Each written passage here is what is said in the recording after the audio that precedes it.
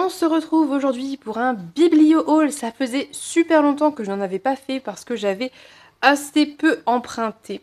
Mais là, j'ai emprunté quelques livres, donc je voudrais vous les montrer, je voudrais vous en parler un petit peu.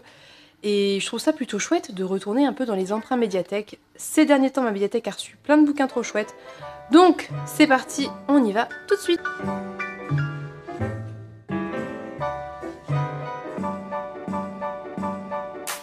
Je vais vous montrer dans un premier temps les mangas que j'ai empruntés. J'en ai emprunté 3, donc ça va être assez rapide, d'autant que j'en ai déjà parlé. Donc il y a des livres dont j'ai déjà parlé, que j'ai même déjà lus, mais je vais quand même vous les montrer.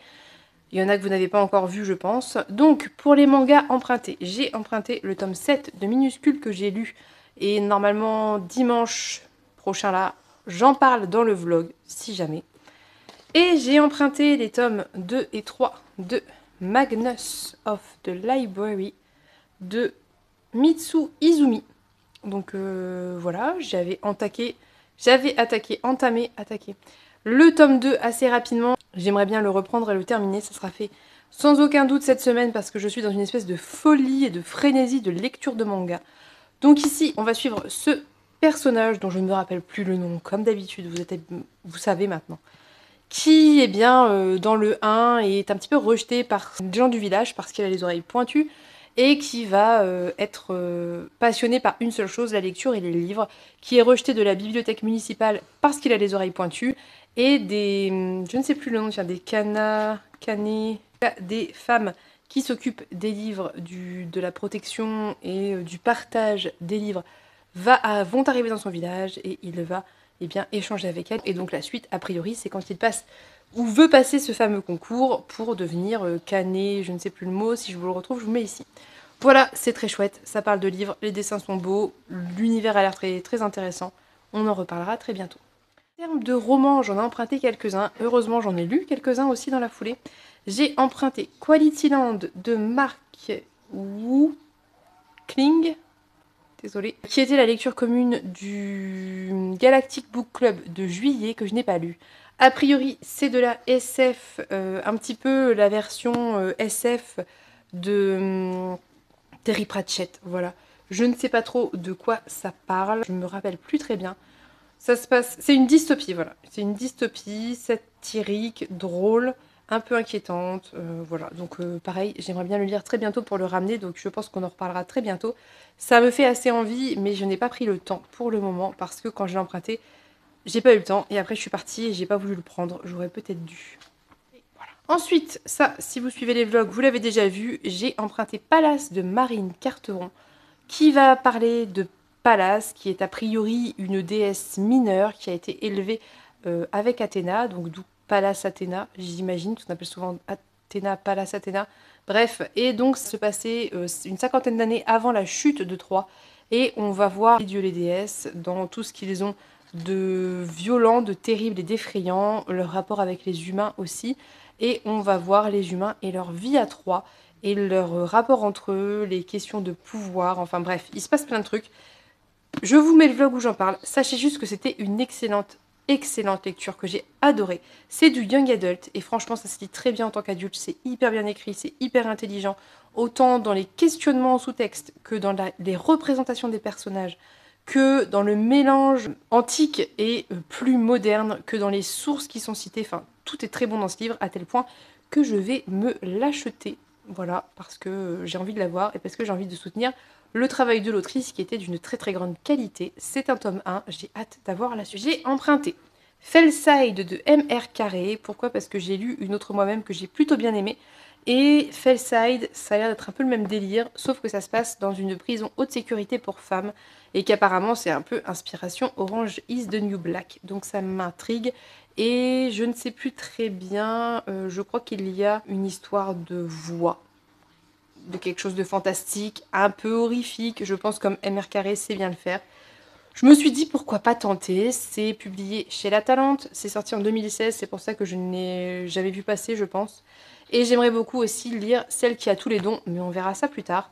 Déjà, je vais lire Fellside et on en reparlera dès que ce sera fait, mais ça me tente plutôt pas mal.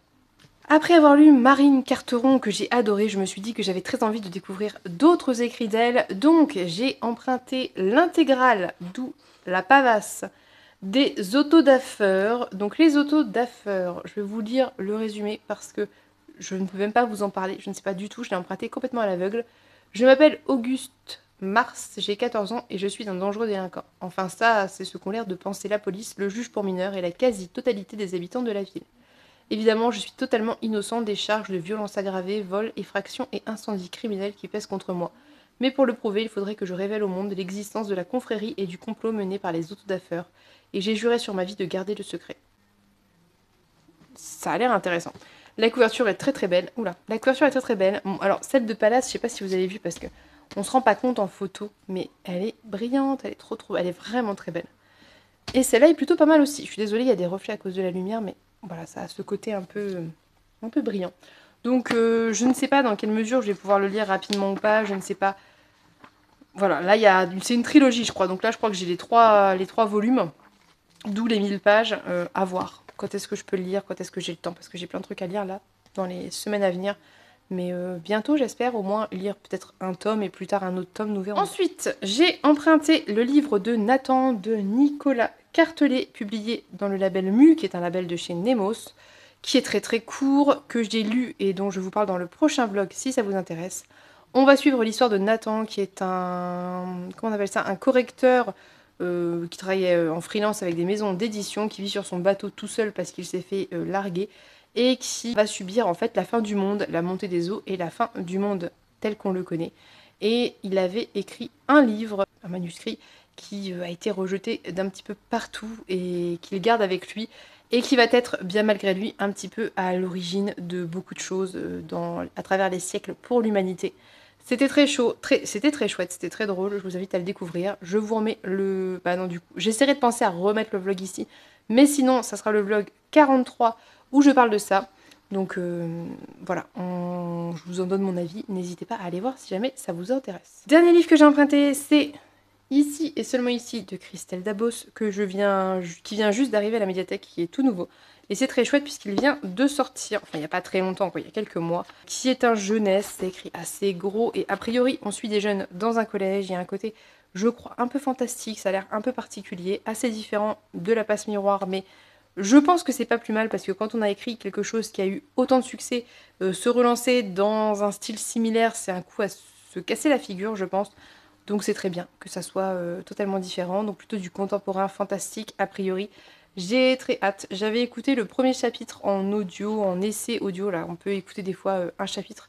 Et ça m'avait plutôt bien parlé, ça avait l'air intéressant en termes d'écriture. De toute façon, Christelle Dabos a une plume très particulière mais très intéressante. Donc j'ai plutôt hâte de découvrir celui-ci qui à mon avis va y passer très très bientôt parce que c'est vraiment l'histoire de quelques heures. C'est assez court, ça fait... 250, même pas, ça fait 240 pages, et comme vous l'avez vu, c'est très gros. On va suivre différents points de vue, différents personnages. Je l'ai pas tant vu passer, enfin je l'ai beaucoup vu passer quand il est sorti, parce qu'il y a eu une très grosse com autour du livre, il y avait des box et tout, on le voyait partout. Par contre, j'ai pas vu beaucoup de retours, donc je ne sais pas trop. On verra bien, je vais y aller à l'aveugle. Donc c'est tout pour mes emprunts, ça me semble déjà plutôt pas mal. J'avais un peu réduit parce que j'ai beaucoup de livres à moi à lire, mais c'est vrai que là il y avait quelques trucs qui me faisaient envie, à voir ce que je vais lire. Parfois ça m'arrive de les ramener sans les avoir lus et c'est pas grave, je les réemprunte plus tard. Ce qui est sûr, c'est que les mangas vont y passer et très sûrement celui-ci, quasi sûr, il va y passer. Les autres on verra selon le temps, peut-être que les autodafeurs je l'entamerai, je le ramènerai, je le réemprunterai plus tard. Je ne sais pas encore. Mais on en reparlera très prochainement en bilan lecture, comme d'habitude. En attendant, n'hésitez pas à me dire ce que vous avez pensé de mes emprunts. Si ça vous intéresse, si ça vous a plu, si vous les avez lus. Voilà, libre à vous de me dire tout ce que vous en avez pensé. Sur ce, je vais vous laisser. Je vous souhaite une très bonne journée. Je vous souhaite plein de bonnes lectures. Je vous fais de gros bisous et on se dit à bientôt pour une prochaine vidéo. Bye bye!